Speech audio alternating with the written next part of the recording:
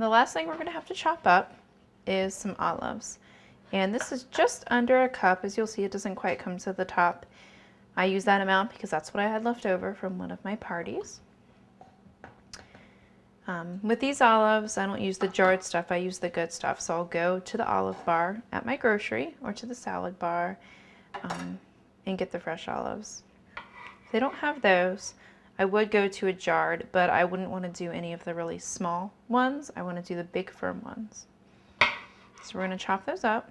Some of them, if they're bigger, we'll chop them into 3 pieces. If they're smaller, we'll go ahead and do 2.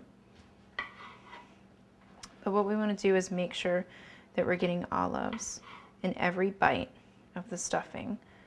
The olive is not something that typically goes in a stuffing, so it just gives it a really good different flavor. The olives that I'm using for this are just the plain old pimento stuffed ones, but if you have an olive bar at your grocery, you'll see that they have all kind of different ones. I think it would be really nice to use one stuffed with provolone or feta or even a blue cheese. I think that would be really unusual. Just haven't done it yet.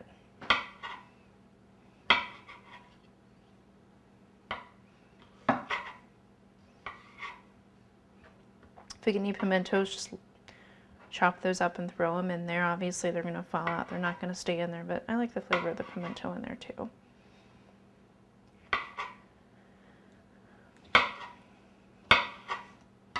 Okay, now that we have them all chopped up, we are just going to go across them just a couple times to make sure that we're getting bites in all of them.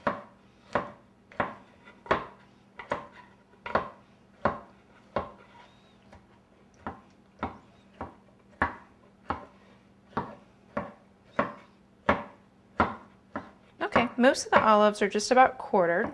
That's fine. Not a big deal if they aren't all quartered. We just kind of want to get, just get them moved around.